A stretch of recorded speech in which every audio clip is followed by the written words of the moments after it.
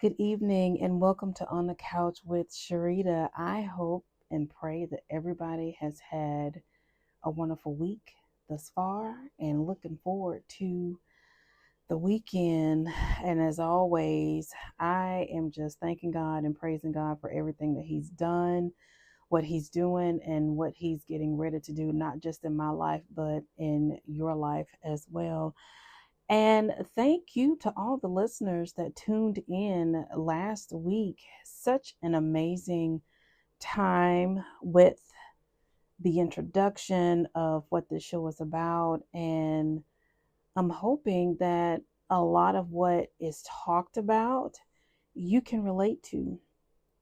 And of course, I invite you to drop any questions or comments to me at on the couch with Sharita1 at gmail.com. That's on the couch with Sharita, the number one at gmail.com. And the goal in the next week or two is to get some videos uploaded for you guys so you can have something to go back and follow up on, or if you've missed some episodes here, you can go back and listen to those things as well. So, oh yeah, and thank you so much to Hindsight Media Radio 103.5 FM. Oh my goodness. I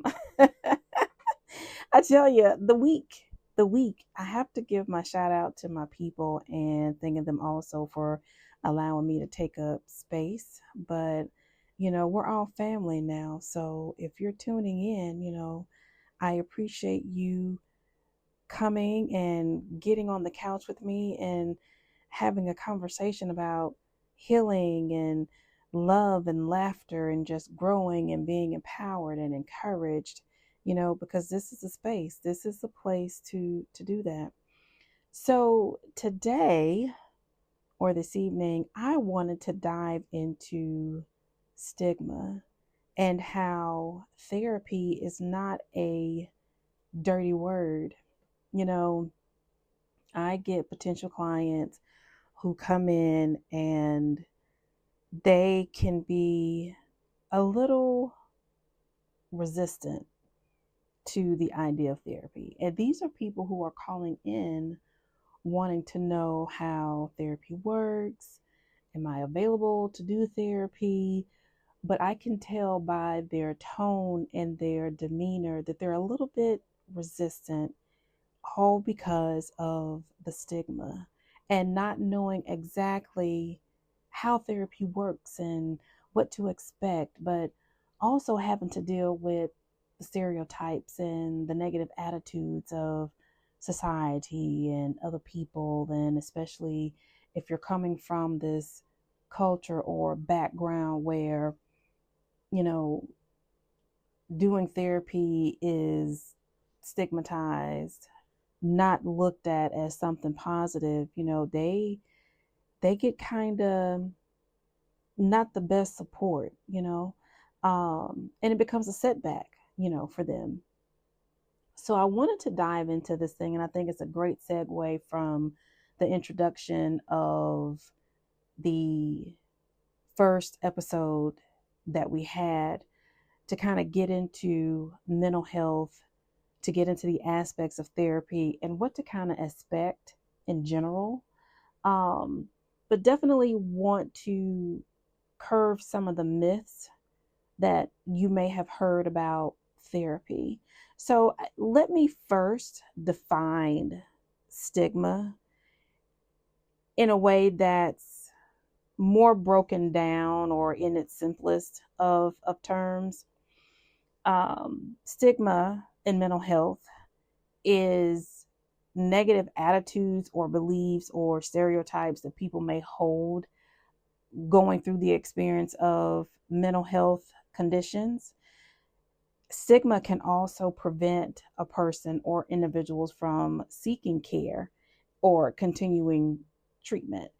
It's kind of like, for example, telling a cousin or aunt or uncle or coworker, hey, I'm going into therapy for depression or anxiety, or I saw a therapist today for, could be just life transitions. Maybe, you're getting a new career or and you just kind of needed some suggestions or advice. And those people, those people who you think should be the ones supporting you on this journey will look at mental health, or may look at mental health as something that is very negative. It's not something that they would lean on. And a lot of that probably comes from either negative experiences that they have had, maybe not the best therapist, or maybe they didn't get the best support, themselves. And what happens is that spillover effect spills out onto other people who are trying to get the help that they need. And it again prevents the other person from seeking the help that they need, all because, you hear, well, mental health, going to therapy isn't good, or, you won't find the best therapist, or all they want is your money. And, I've heard the terminology, oh, you're going to a shrink, you're going to a quack, or whatever you want to call it. And I get a lot of those clients who come in and they're resistant to the idea of therapy, although they want therapy, but I could tell that they have that wall up. And generally when I get those clients, I hear it, I feel it, I can feel the heaviness, I can hear the heaviness. I try to ease them into the expectation of what therapy is, what therapy is about. I give them room to ask questions, whether it's questions about me, questions about the experience. I try to meet them where they are in their experience.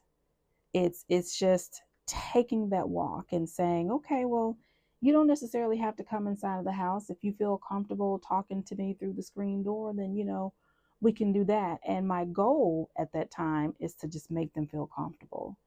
And once they feel comfortable enough, if they want to come inside the house and have a seat, we do that. And that's mainly my goal when I'm approached by someone who already has this predisposition about what therapy is. And it's once they can feel that warmth and that welcome, the wall comes down, and they're all for it. They're all for gravitating toward whatever they need to do to get themselves into a better position, to be back to themselves, a healthier level of functioning. However, once they're done with therapy and they leave my office, or really because it's virtual, once they're done, the idea of telling someone about their experience in therapy is almost null and void. And it kind of sucks because you're not able to talk about that experience.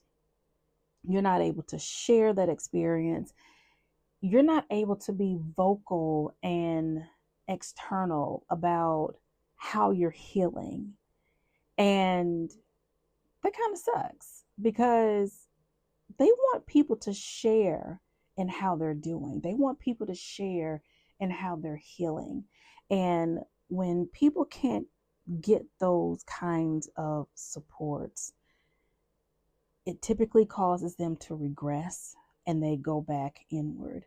So I kind of want to break down some stigmatizing myths about therapy, and why it's so important to support our people, our family, our friends, whomever we may know, even for yourself. If you're in a position to where you want therapy, you want to seek out therapy, but it's like, hey, I hear a lot about therapy. I hear a lot about the therapist. It's just not a good experience. I want to be able to break some of those things down for you during this episode. So now that we've kind of defined stigma and what it is as it pertains to mental health, there are several types. And so we look at public stigma, we look at self-stigma, and we look at structural stigma. Now, going back to public stigma, we look at negative attitudes and beliefs held by society. such as viewing people with mental illness as dangerous or incompetent. And that is, yes, within itself, very dangerous, because when someone says, well, I'm depressed, or I'm anxious, or I have bipolar, or yes, I'm suffering from schizophrenia, we will label those people as psychotic and dangerous, and they're just not fit to do the job. And what happens is those people who have those diagnostic labels will tend not to seek therapy. They will probably come off their medication. They just will not get the help because society has labeled these people and deemed them incompetent. I know a lot of people who are diagnosed with a mental health disorder who are very productive people, especially people who suffer from schizophrenia and bipolar. As long as they stay on their medication and they're compliant and they get the supports and the help that they need, they're great. They function fine. They are not a danger to themselves or society, again, as long as they are compliant with the regimen and their supports are in place. When we look at self stigma, we can define it as internalized shame or guilt by individuals who believe the stereotypes about their own conditions, the conditions that they have. And that's more or less, again, kind of going back to the same example that I gave before. If I'm suffering from depression or anxiety or bipolar, I just believe in the stereotypes that society has just basically set up. And so not only is society keeping me in a cage, but I'm keeping my own self in a cage. I'm not worthy. I'm just, I'm not worthy of having this job. I'm not worthy of doing this. I can't function. I can't do anything. And that's just simply not true. Again, the stigma keeps you in a cage and it keeps you from getting the help that you need. Structural stigma, looking at systemic discrimination through policies and practices that may limit access to such mental health care, employment, and or housing. Again, these things are set up in such a way that if you're going into a job and maybe you go to your boss and you say, I have an appointment with my therapist at 12 o'clock and I'm going to need that time to do my appointment. Here again, your employer may say, I don't know. Can this person do the job? Are they fit for this? Housing applications that may say, do you suffer from a mental health disorder? We can't house you. I know certain places like shelters won't house certain people if they have a mental health disorder or if they take certain medications. And I get the medication piece and I understand why, because I used to work corporate where I had to do aftercare for clients once they got ready to leave from the detox. We'd set them up with housing or if they had to go into a shelter. And most housing and most shelters won't really take clients depending on the type of medication that they're on. And so we as staff, the doctors and the nurses, the people who are there for the collaborative care, we had to be, and we were very sensitive about certain medications that the clients received because they knew that once they left, that certain housing would not accept them if they were on a particular, not so much as a particular type of med, but if it was a narcotic of some sort, it would make it hard for them to get housing. So a lot of those policies and practices do limit. And, we get a lot of clients that would say, well, I don't want the medicine.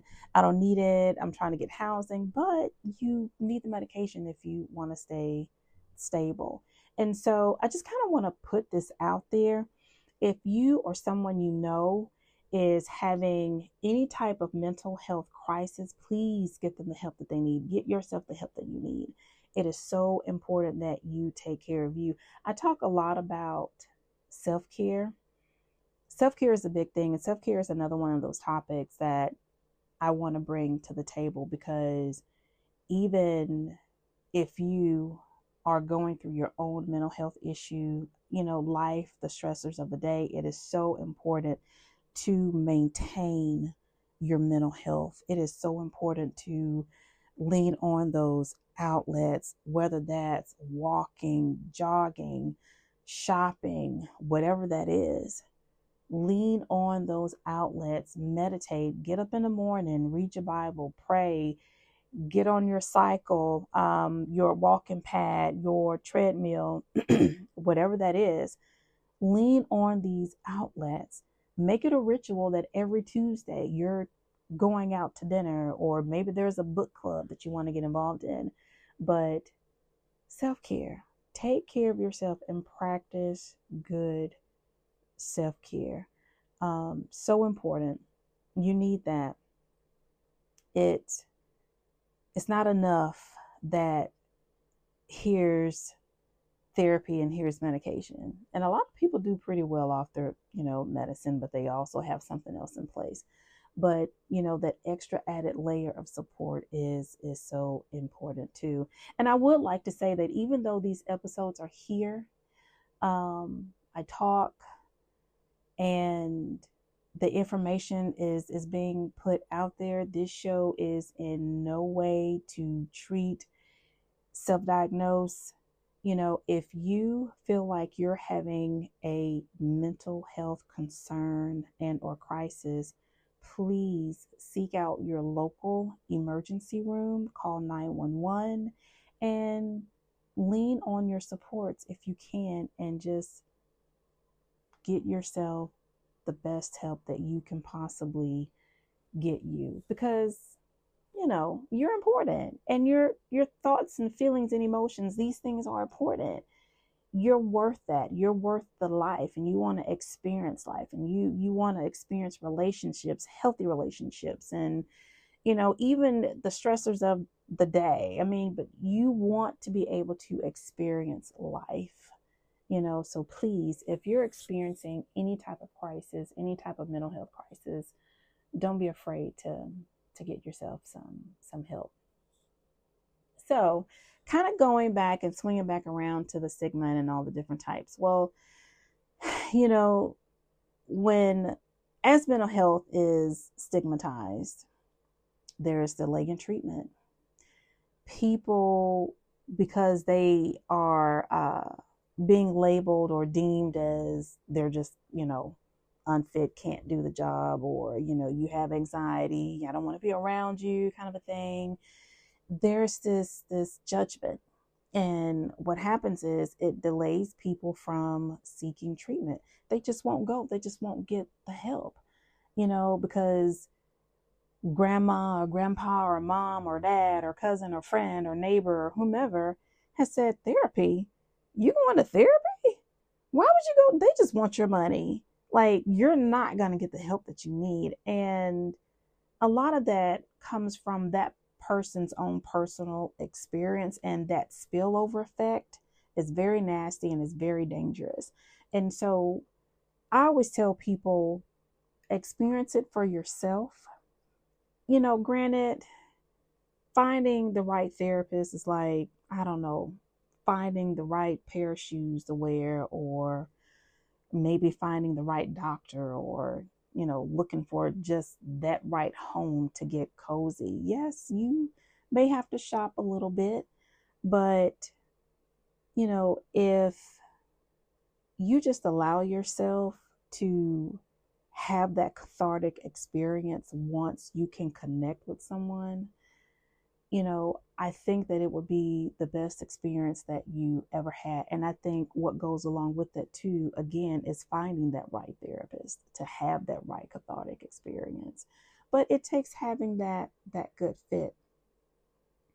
I know for me, for my clients, again, I just meet them where they are. I'm very open and honest, non-judgmental.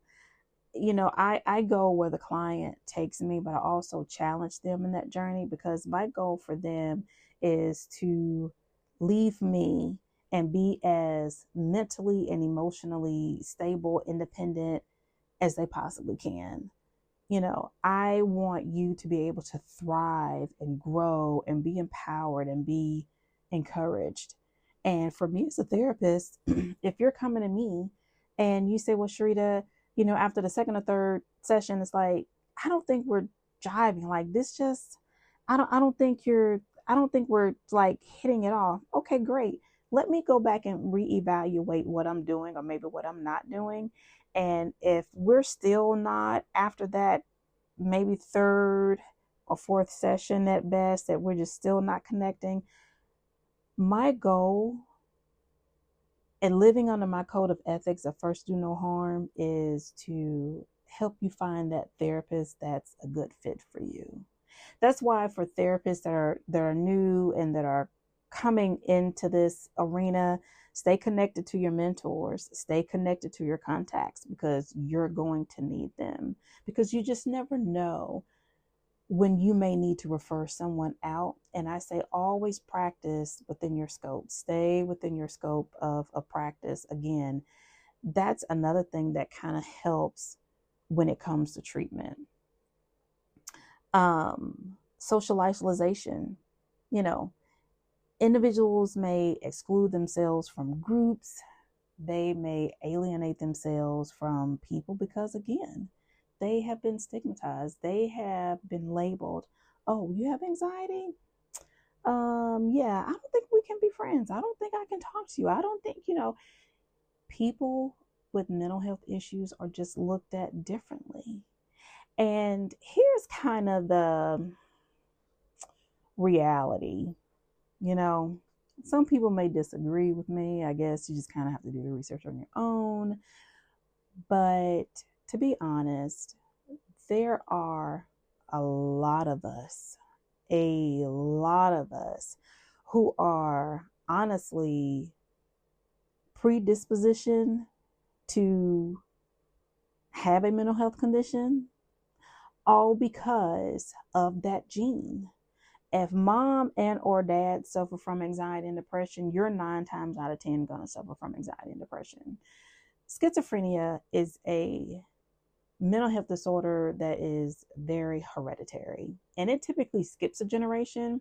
So if grandma had it and mom didn't have it, you as the child, if not your child, or that child is more likely to have it if you don't develop it, at some point. And I kind of forget what the onset age is. I want to say it's around 21 maybe, but you're more than likely to get that. So we're all in a space and in a place where we could have that breakdown in any moment. And especially when it comes to traumatic events, natural disasters, we saw it a lot at 9/11.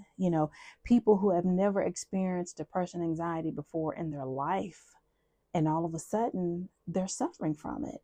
So, and I say that to say, be sensitive to people when they tell you, you know what, I just don't feel like myself. Have a conversation with folks and be sensitive to the need and say, well, you know what, maybe you should just get some help. Do you need me to help you with gathering resources, or call your insurance company and find out, if there's a therapist that's connected to your insurance, and, give them a call. I mean, be sensitive to that need, because when we isolate people and we alienate them and we just kind of push them off in a corner, those symptoms, they do nothing but get worse. So if you want to help someone, help them to get the help that they need. More harmful effects: reduced opportunities, which basically means when it comes to getting a job and going to school, again, any type of access to any type of care, health care, is significantly reduced, because you've been told, oh, you have this mental health condition, not sure if you'll be able to go to school, or what is that going to look like for you, And it takes a very, very bad and very heavy emotional toll on people. They don't get the help. Their symptoms, they get worse. And it hinders their recovery, you know? So again, if you know someone or if you yourself kind of, suffer from anxiety, depression, or any type of mental health issue, trauma, these things that may trigger, just, you know, don't be afraid to reach out. Don't be afraid to get the help. If you want the help and you feel like, hey, I just, I don't know about asking this friend or going to my family, then fine, drop me a line. And I will do the best that I can to get you that help that you need. I remember having a young lady who lived, oh my goodness, pretty much on the other side of the world. I mean, she was probably, I want to say maybe New York, New Jersey, or whatever. And I don't even know how she ended up getting like connected with me, but she had no real support. She's like, I need my medicine. I want to get connected with housing. I want to do all these things. And I just became a resource. I just became a resource. And I don't know exactly what the end result was. I know at some point within our communication, transaction, or whatever, she started to get connected with the people that she needed to get connected with. But she and I kind of stay connected every so often, and then it just kind of, drifted off. And of course, I haven't heard from her in like a pretty good while. But just be a resource. If for nothing else, be a support, you know, because people need it, and we all need it. So yeah, I mean, don't ever be afraid to reach out if you need that. One of the reasons why stigma is stigma, why people are labeled as such, there's a lack of education. There's a lack of education about mental health. There's a lack of education about stigma. There's a lack of education about awareness, or the lack of, awareness. The misunderstanding or the misconception that people with mental illness, they just kind of need to be put in a corner, is such a dangerous thing. The more educated we are, and the more educated you are as the individual, especially when it comes to your mental health, the better it's going to be. When I get clients who come in and they're like, here I am with this anxiety and I don't know what to do. I've never had anxiety before. I've never had to deal with it, and I'm just, I don't know what to do. My question to them becomes, what do you know about anxiety? What do you know about your depression? What do you know about bipolar? What do you know about schizophrenia? What do you know about your mental health condition that you're suffering from? And they're like, well, I don't know anything really. I mean, I just know what my primary care doctor has told me, or I just know, the little of what they said when I came out of the emergency room. Okay, let's get educated. Let's get educated on your mental health condition. Because the thing that crosses people's minds is, I got to be medicated. I got to be inpatient. I'm not going to be able to live a full and healthy life. I'm going to have to take medicine for the rest of my life. This is what they hear, all because of the lack of awareness and education. And so for me as a therapist, my goal and my job is to put you in a place where you're educated, you're in the know, and you kind of know what questions to ask, your doctor, whatever that looks like, and especially when it comes to your medication. I don't prescribe medication. That's the job of the psychiatrist.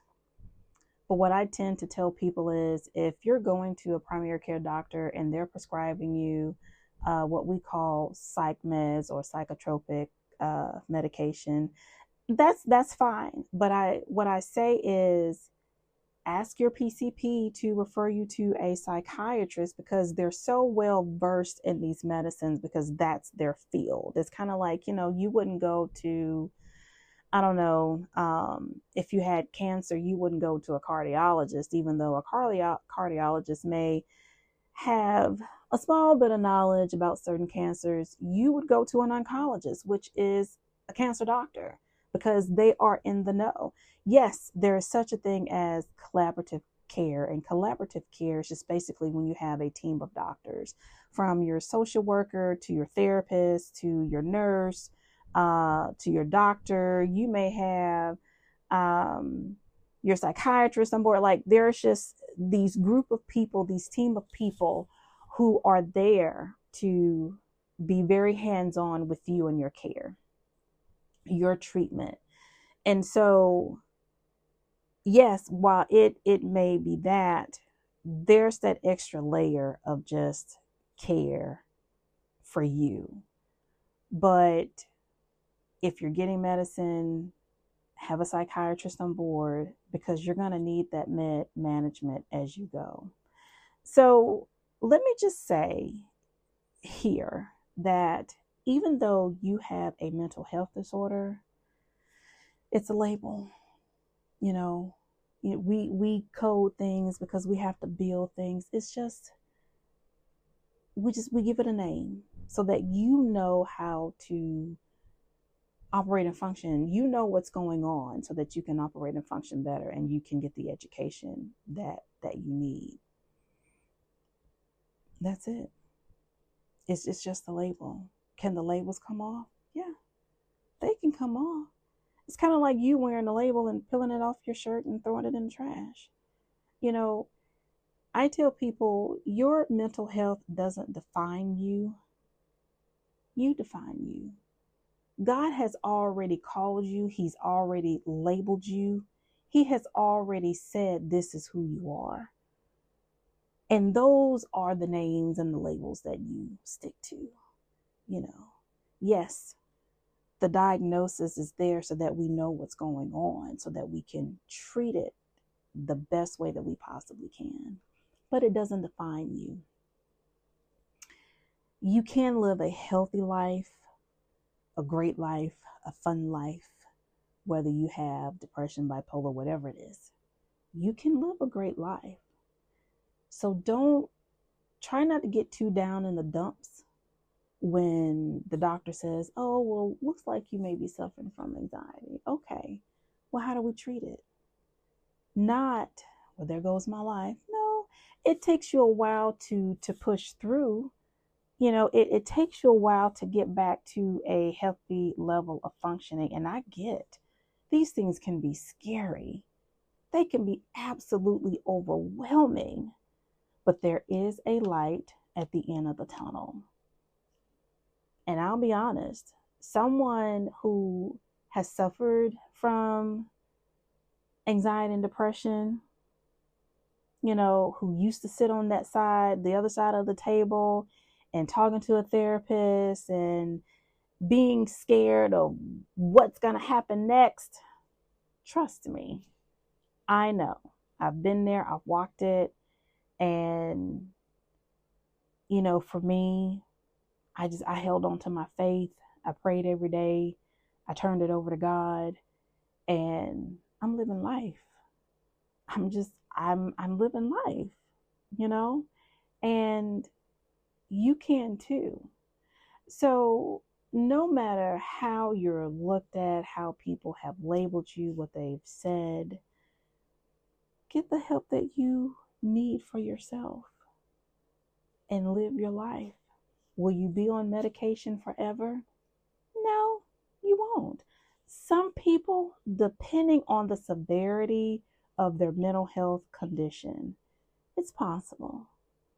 But that's why therapy is there. That's why the collaborative care team is there. That's why certain mental health centers are there.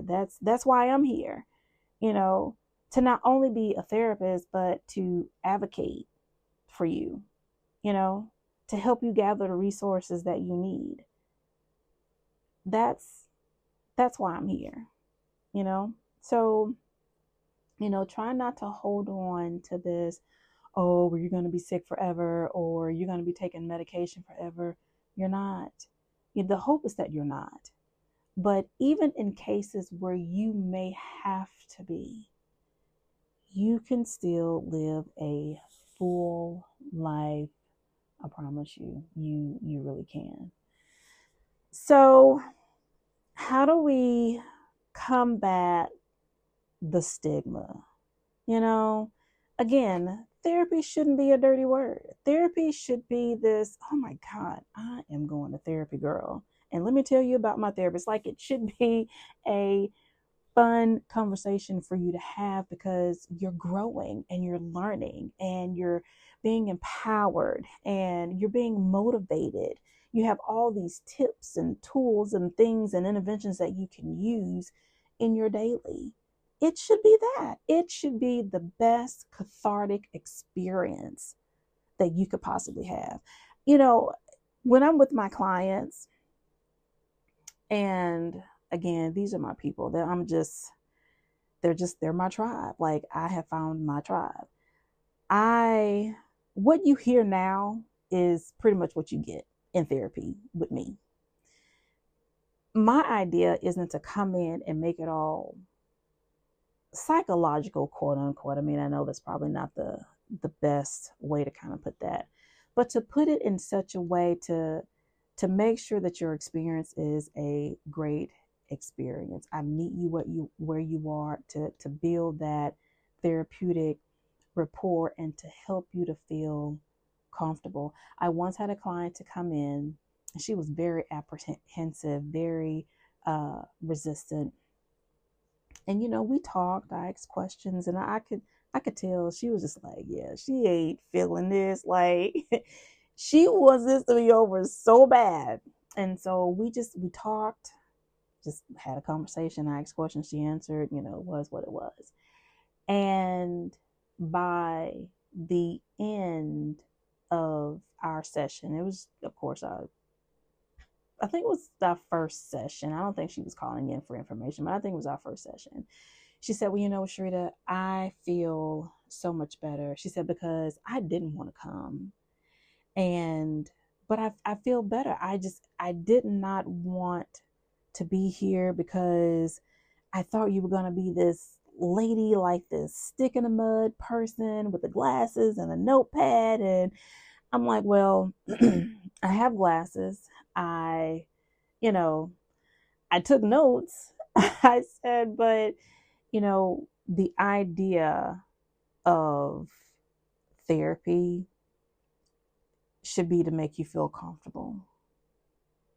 As if you're sitting on your own couch in your living room talking to a friend. It should feel comfortable. It shouldn't feel cold and stoic and thick. Thick if you're having a great session, because I've had those moments, but it shouldn't be hard. It shouldn't be robotic. You should leave out of your session feeling better than what you came in each time. And you may not have the moments where every time you come in you leave out feeling great, because therapy can be heavy. Therapy can be a little heavy, but you should feel better than what you came in every time. I'm not here to make it robotic. I'm not here to, make it a bad experience, because I want you to come back, because I enjoy the stories. I enjoy the walk, but once you get in, again, my goal, at least for me, and I can't speak for all therapists, I can't speak to everybody's experience, is to make sure that your cathartic experience is one that makes you go, you know what? I feel lighter already. Because there have been moments where when my clients, they come in, especially my first time people, I see the heaviness. My question is, so talk to me. Tell me what's going on. What's happening today? Because I can see it on your face. And they just lose it. And you know what? I let them. If they want to sit and just cry for the next 30 minutes, 45 minutes, that's exactly what I let them do. I don't interrupt their experience. I let them have it. I let them be who they are. And then we can talk about what's going on.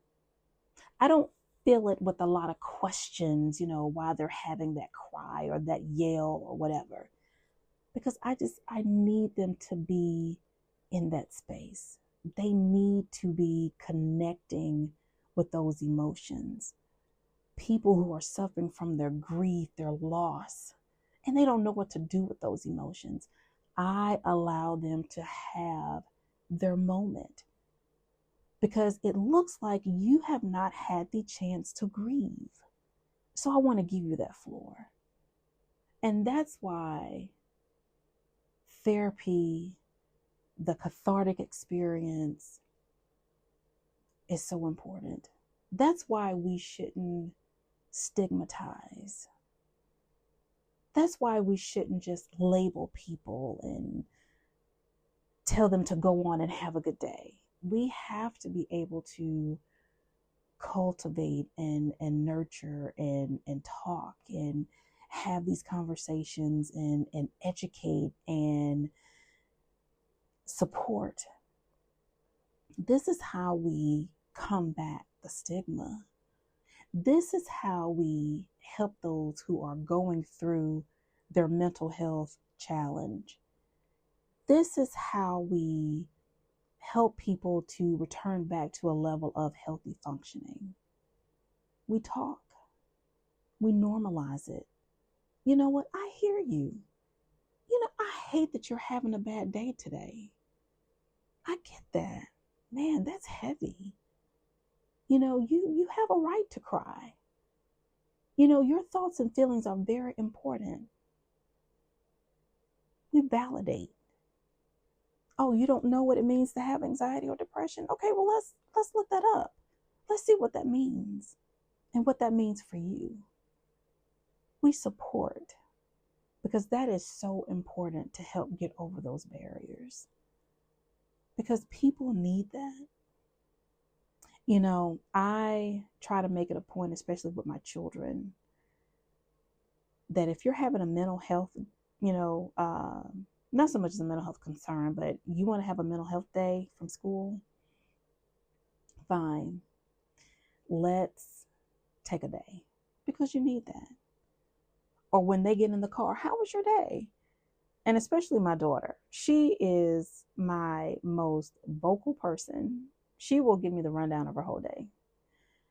My son will talk about his day and he gives me the kind of short version, but they both tell me how their day was or how it wasn't, And I let them talk and I listen. Well, I'm sorry you had a bad day. Well, I'm glad that you had a great day, Tell me your highs. Give me your lows. What was it about your day that was challenging, Because you need a space and a place for that stuff to go. It has to go someplace. And when we stigmatize people, when we alienate people, when we make people feel like, life has just stopped for them,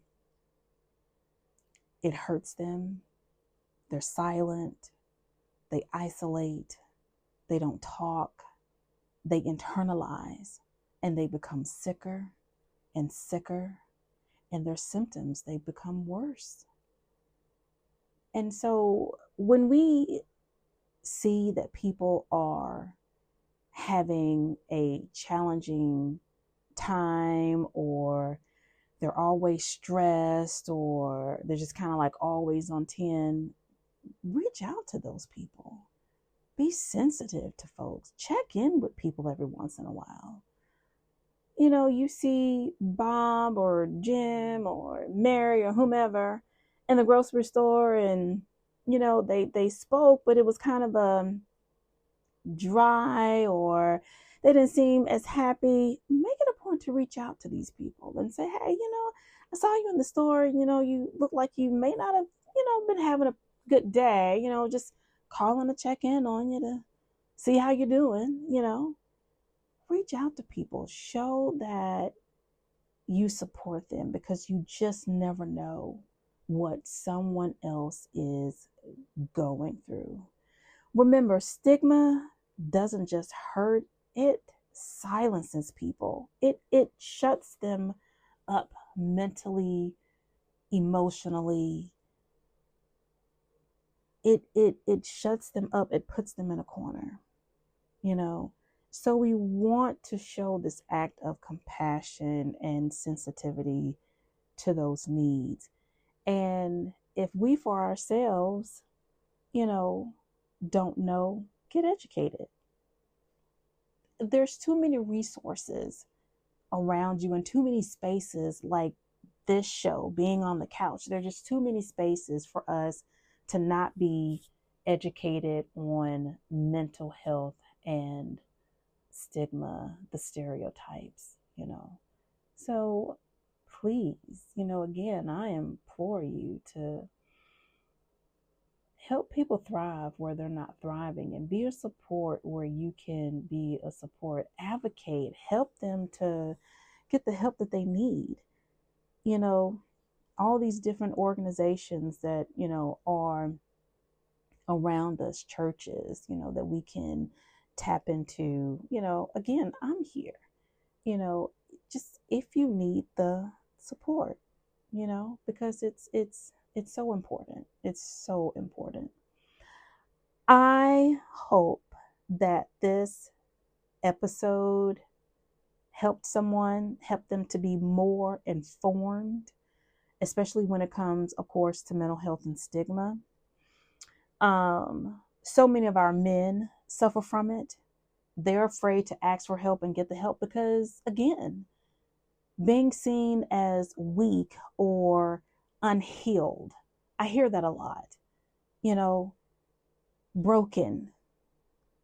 We have to change our verbiage and change how we treat people or show the lack of sympathy and empathy when it comes to mental health, and especially in the African American community. We have got to learn how to gather around our brothers and sisters, and not just in the African American community or in the Black community, but every community, because again, your voice matters, your mental health matters.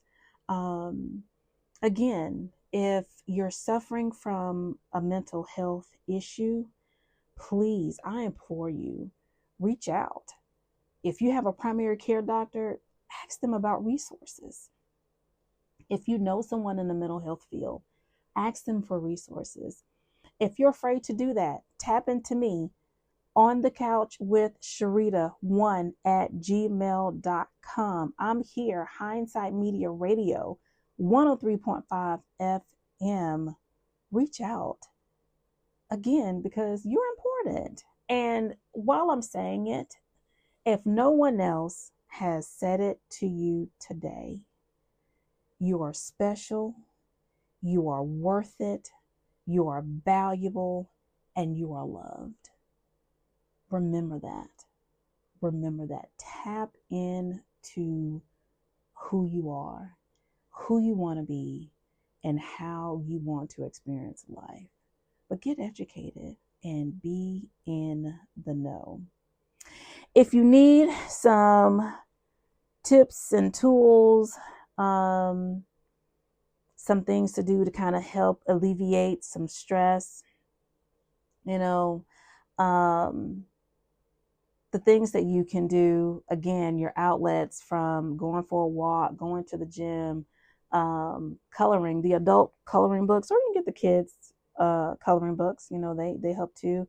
Crocheting, I don't know, what is it? Needle pointing, diamond painting, is really good. I don't do it. I know people who do it. Um, I, tap into um, anything that you like that makes you feel good, things that you used to do, go back to doing those things. You know, if it's joining a book club, if it's, every Friday is your day to go out to dinner, do that. Take yourself to dinner. You don't necessarily have to have someone to take you to dinner or to invite you out. Just go, just do it. How do you want to experience life? What does that mean to you? Here's a question as part of your homework for you to answer. While I said that, just kind of struck something in me. But here's your homework. Think about what your mental health means to you. Think about how you want to experience life. Even if you have to look up the word cathartic, how do you want to have a cathartic experience with your therapist if you're going to therapy, or if you're thinking about going to therapy? But how do I want to experience life? When it comes to my healing, my self-healing, what do I want that journey to look like for myself? And tap into that area, tap into that space, and get the help that you need for yourself so that you can be the best that you can possibly be. Again, if this episode resonated with you, share it, start a conversation. Be the reason why someone feels safe enough to ask for help. Let me say that again. Start a conversation, share it. Be the reason someone feels safe enough to ask for help. I hope and I pray that this episode has blessed someone enough to get the help that they need. Because again, you're worth it. And you have the chance and an opportunity to experience life to the fullest. So do it. Just do it. Just do it. Be an advocate. Be a voice for someone. Be sensitive. Get people the help that they need. If you or someone you know that is looking for a space for mental health, there are a lot of resources out there. Psychology Today, these Talkspace platforms. There is an app that's called How We Feel. And it's a journaling app, and it's a really good app and a really good space for you to journal your thoughts and feelings, things that are going on for the day. That app within itself has a lot of tools that you can use, from daily check-ins to daily affirmations, words of encouragement. I have prescribed it to my clients, and so I'm telling you, check it out. And hopefully it becomes a very useful tool for you to utilize, But hey, I just appreciate the fact that you guys tuned in. And again, I hope that this information that was given out to you this evening helped you.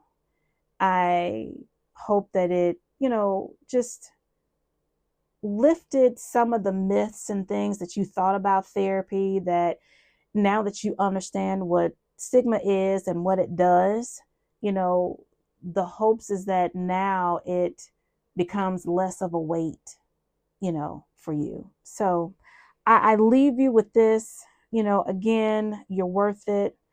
Get the help that you need and just, experience life to the fullest. Thank you again for tuning in. Thank you for coming and getting on the couch with Sharita.